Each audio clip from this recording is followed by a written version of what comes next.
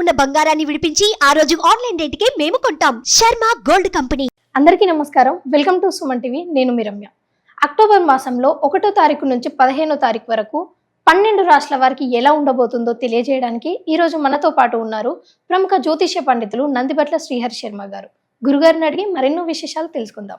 గురుగారు నమస్కారం. వాగర్థావివ సంపృక్తో వాగర్థ ప్రతిపత్తయే జగతః పితరౌ వందే పార్వతీ పరమేశ్వరౌ. సదాశివ సమారంభాం శంకరాచార్య మధ్యమాం అస్మదాచార్య పర్యంతం వందే గురు పరంపరాం. ఆదిత్యాయ చ సోమాయ మంగళాయ బుధాయ చ గురు శుక్ర శనిభ్యశ్చ రాహవే కేతవే నమః. శృంగేరి జగద్గురు పీఠాధిపతులకి కంచి పీఠాధిపతులకి నమస్కారములు తెలియచేసుకుంటూ కార్యక్రమాన్ని ప్రారంభిద్దాం. గురుగారు, అక్టోబర్ మాసంలో 1వ తారీఖు నుంచి 15వ తారీఖు వరకు మీనరాశి వారికి ఎలా ఉంది? అక్టోబర్ 1వ తారీఖు నుంచి 15వ తారీఖు వరకు మీనరాశి వారికి ఏ విధంగా ఉండబోతుందో తెలుసుకునే ముందు గ్రహ సంచారం తెలుసుకుందాం. రాశిలోని రాహు, 12వ శని వక్రీకరించి ఉండడం, 3వ స్థానంలో గురువు, అలాగే 4వ స్థానంలో కుజుడు, 7వ స్థానంలో రవి బుధ కేతులు, 8వ స్థానంలో శుక్రుడు, 11వ తారీఖు నుంచి ఈ యొక్క బుధుడు కూడా ప్రవేశం చేస్తాడు. ఇక శుక్రుడు కూడా ఈ 13వ తారీఖు రోజున తర్వాత భాగ్యస్థానంలోకి ప్రవేశం చేయడం, ఇది కొంత ఆశాజనకమైనటువంటి పరిస్థితి. కాబట్టి ఈ యొక్క ఏతావాత 15వ తారీఖు వరకు గ్రహాల యొక్క సంచార ప్రభావం మీకు మిశ్రమ ఫలితాలు అనేటువంటివి కలుగుతాయి.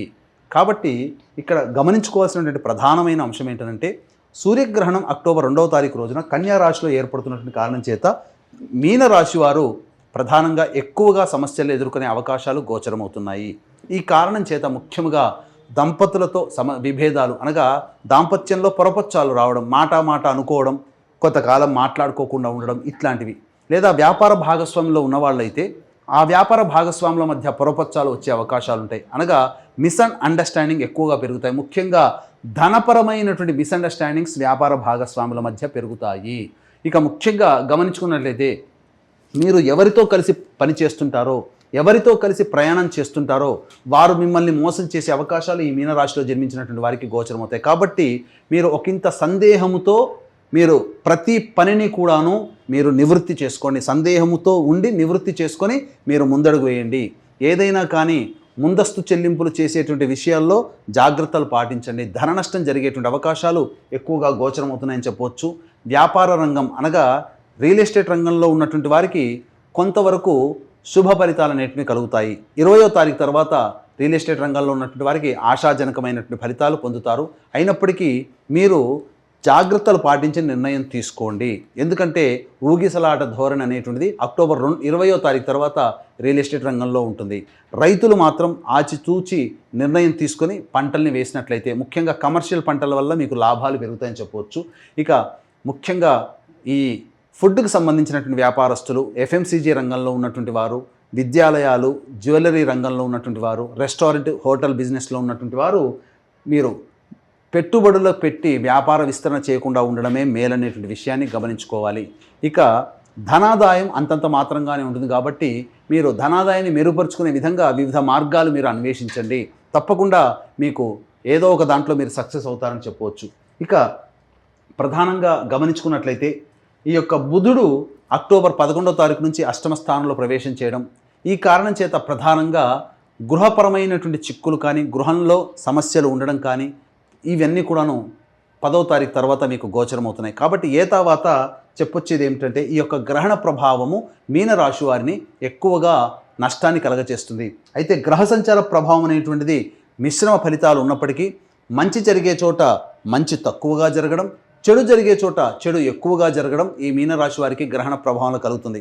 అయితే 1వ తారీఖు రోజు తర్వాత నుంచి 15వ తారీఖు వరకు మంచి చెడు ఏ విధంగా ఉండబోతుంది, రాబడి ఖర్చులు ఏ విధంగా ఉంటాయనేటువంటి విషయాల గురించి క్లుప్తంగా మనం తెలియచేసుకుందాము.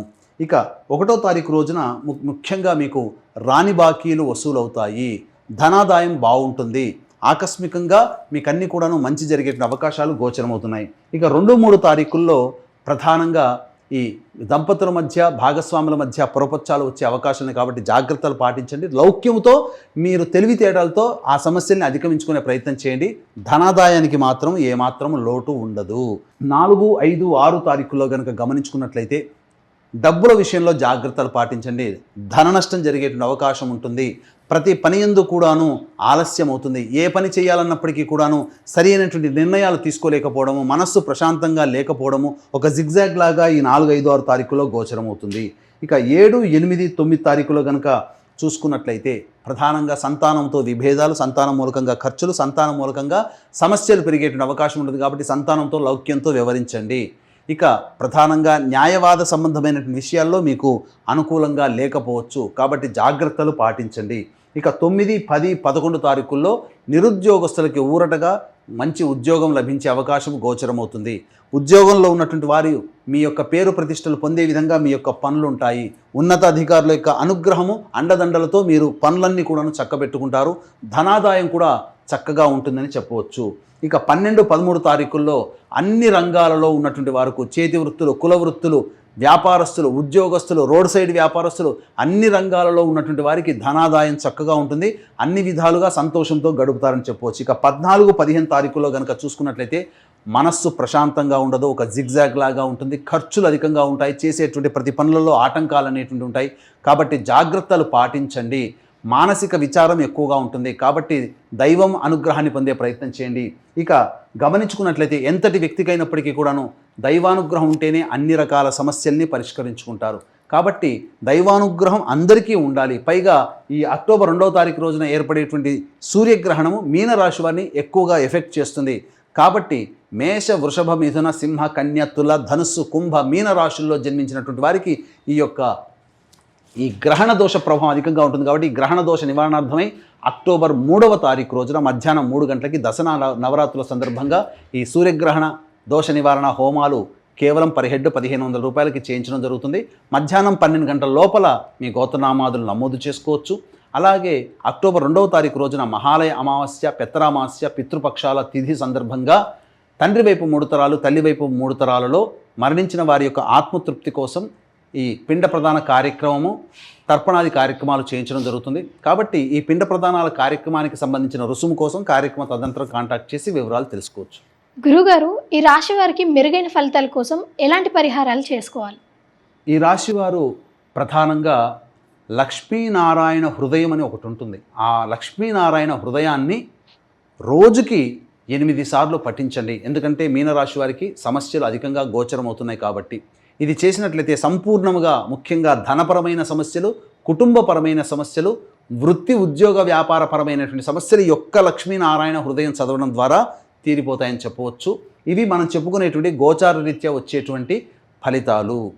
మీ యొక్క జన్మించిన సమయానికి ఉన్నటువంటి జన్మకుండలి రీత్యా మీకు సమస్యలు అధికంగా ఉన్నట్లయితే జన్మించిన సమయానికి ఉన్నటువంటి జన్మకుండలి రీత్యా మీ యొక్క జాతకాన్ని దగ్గరలోని మంచి ఉపాసనా పరులైనటువంటి పండితుల చేత చూపించుకొని వారు సూచించే సలహాలు, సూచనలు కనుక పాటించినట్లయితే ఇంకా మెరుగైన జీవితాన్ని మీరు పొందుతారని చెప్పవచ్చు. గురుగారు, చాలా చక్కటి విశేషాలను మా ప్రేక్షకులకు అందజేశారు. ధన్యవాదాలు. సర్వం శ్రీ ఉమామహేశ్వర పరబ్రహ్మార్పణమస్తు.